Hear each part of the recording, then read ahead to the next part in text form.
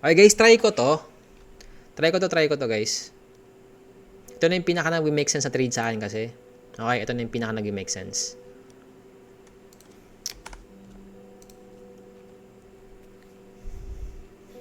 Tignan ko lang kung makompleto siya. Okay, sell ako dito guys. Stop loss ko dito. Okay, one trade lang ngayong araw. Ayoko nang mag second trade. Okay, naka-sell limit ako. 393 level. SL ko 410 level. Okay, na-hit na yung order ko guys. I'm short 10 micro contracts, 393 level, SL ko 410 level. Tapos, TP natin dito. Okay na yan.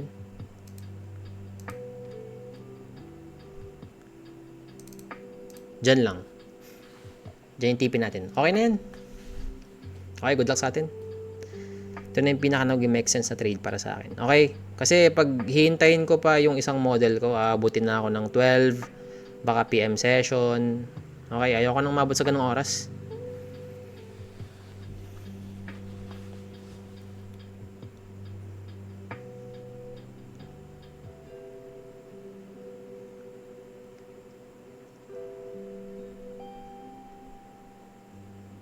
Tsaka Friday ngayon, pag Friday kasi no, ayokong umaabot ng PM session guys. Ang pangit ng price action pag pa-close na ang market. Okay, yung pa-end na yung week, pa-end na yung trading session, ang pangit ng price action. Kasi ganun yung ginagawa ko dati, umaabot pa ako ng PM session pag Friday. Ang pangit, na-SL ako lagi. Legit, sobrang pangit. Kaya kunin ko na to para makapahinga na rin ako.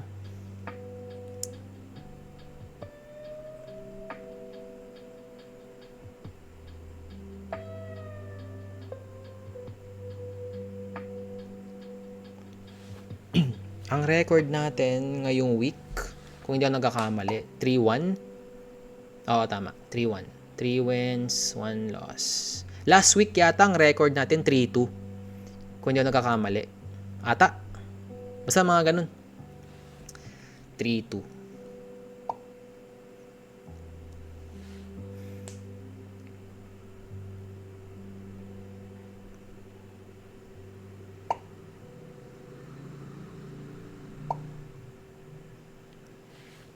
Uy! Lumabas yung candle, hindi pa tapos yung 5 minutes na timer. Grabe naman yun.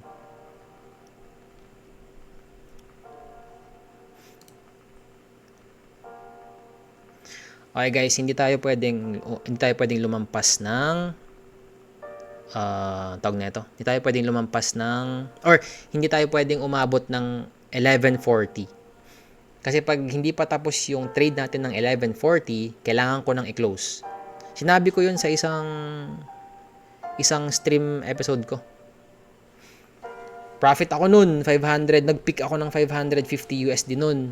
Tapos, sabi ko sa stream, hindi pwedeng umabot ng 11:40 yung trade ko na to. Or else, magre-reverse siya. Tapos yun, nag-reverse nga.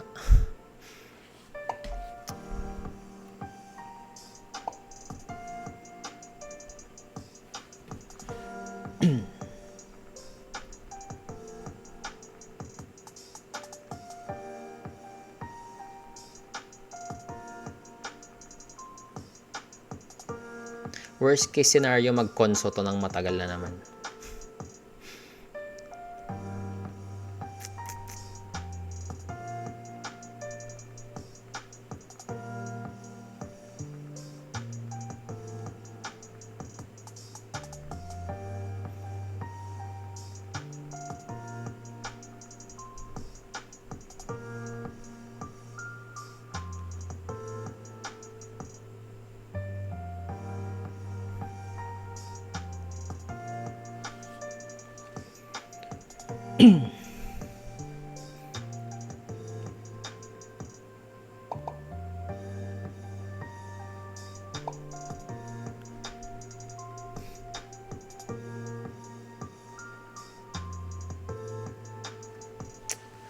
Running in Euro CHF ko ng 1 hour sana tuloy-tuloy. Yun!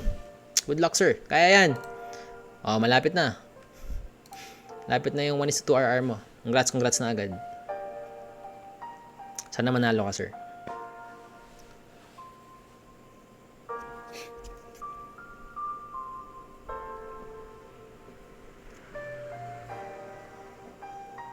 Wala siyang top wick.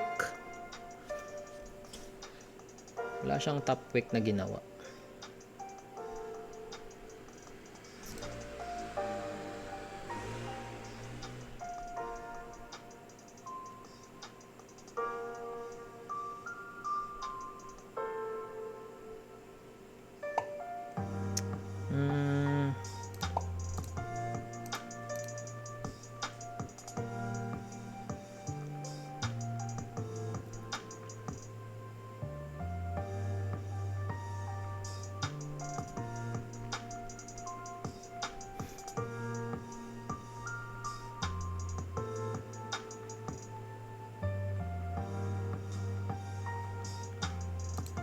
Okay. Okay guys. Out ko na 'yon. Ayoko na yung ginagawa ng ES. Okay? So, bang, tapos ang Friday, guys. Tapos ang Friday. Ganun lang 'yun. Okay. That was a win trade. 300 ay hindi, wait lang. Ilan 'yun? 285 USD. Okay, so 285 USD plus 65 USD kaninang London session, that brings us to 350 USD today. Okay, ngayong Friday. Okay? So, i-edit ko lang saglit. Edit. Tapos, mag-trade breakdown tayo. Okay? So, current progress natin, 2508. Okay? 2508. Tapos, 20 wins, 10 losses. Okay? Tama ba? Wait. Saglit, check ko lang. Ayun, tama. Okay? Bang. Tapos. Okay? So, trade breakdown tayo. Okay? Ito yung mga part na talagang dapat pinapakinggan nyo, guys. Okay? Daily time frame, hindi ko alam. Pag sinabi kong hindi ko alam, ibig sabihin, ayoko mag-hold ng trades. Quick scalp lang ako. Yung tamang points lang na laging pinupuntahan ng market. Okay? 1 hour time frame, bearish ako. Kasi nakakita ako ng rejection dito. Tapos, meron tayong 50% PDRA na dapat niyang puntahan muna bago siya bumulish ulit. Tapos, meron tayong NWOG dito. Tapos, meron tayong NDOG dito. Okay? Tapos, 15 minutes time frame, bearish rin ako. Kasi dahil dito sa NWOG na to. Okay? 5 minutes time frame, bullish ako. Bakit ako bullish? Kasi pagka-open ng market kanina, bumagsak siya ng sobra. Okay? Anong iniwan niya? Buy side liquidity, mga naka-sell limit, mga stop loss ng ibang trader, naka-buy stop. Okay? Nag-rest dyan. Marami dyan. Okay? Kaya bullish ako. Okay? Tapos, pumunta ko sa 1 minute time frame. Sorry, hindi muna. Nakita ko, kinuha niya tong mga London low na to, at saka tong Asia low na to. Tapos, hindi niya kinuha tong New York PM session. Okay, kahapon. Okay? So, ibig sabihin yan, tapos nag-body close pa siya, ibig sabihin yan, mataas yung chance na babagsak pa yung market. So, sabi ko sa sarili ko, hindi na ako bullish sa 5 minutes, bearish na ako. Okay? Tapos, nakita ko rin, ang laki ng dealing range ko, guys. Sobrang laki ng dealing range ko. Wait lang, dito tayo. Yan, sobrang laki ng dealing range ko kanina. Ayan, oh. O, di ba ang laki? Ilang points yan? Kung sakali man?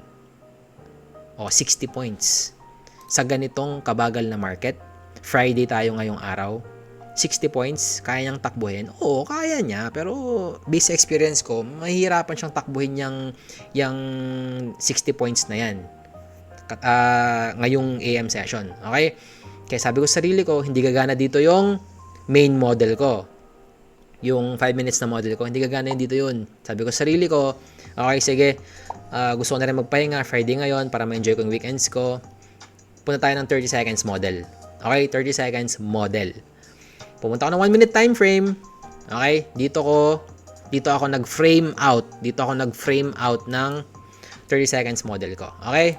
Pag i-fib mo to, pag i-fib mo yan, pumunta na siya ng premium safe na. Okay? Tapos pumunta ako ng 30 seconds time frame. Okay, nakakita ko dito ng 1 minute MSS. Yan o. 1 minute MSS. Yan. Tapos, nakakita ko dito ng breaker, set of breaker blocks. Yan. Okay? Tapos, naka-short ako sa FBG na to. Sorry, nag-short para. Nag-short ako sa FBG na yan. Yan. Tapos, meron kasing criteria na i-consider ka lang sa 30 seconds model. Ulitin ko hindi ka pwedeng mag-hold sa 30 seconds level. May criteria yan. Okay? Hindi ko lang siya ina-explain in details. So, nag-sell ako dito. Tapos, nag-out na ako based sa ginawa ng ES. Okay? Based sa ginawa ng ES. Hindi ako nag-base sa NQ. Nag-base ako sa ES. O, diba? Ang gulo ng strategy ko. Nakatrade ako sa NQ, nag-base ako sa ES. Okay? Tapos, ilang points yon? Yan. Okay. So, that was a 14 points trade. Not bad. Saka makakita ng ilan yun? 285 USD sa loob ng 5 minutes. Okay, kunin ko na yun. Okay, kasi ang model na to, ang 30 seconds model talaga pang scalp lang. O, 'di ba nakita nyo? Nakita nyo, guys? 'Di ba? Tumaas na siya. Okay, tumaas na siya. Kasi bakit siya tumaas? Kasi merong kang kailangan bantayan diyan na level sa 30 seconds para malaman mo kung magsasucceed pa siya or mag-fail na siya.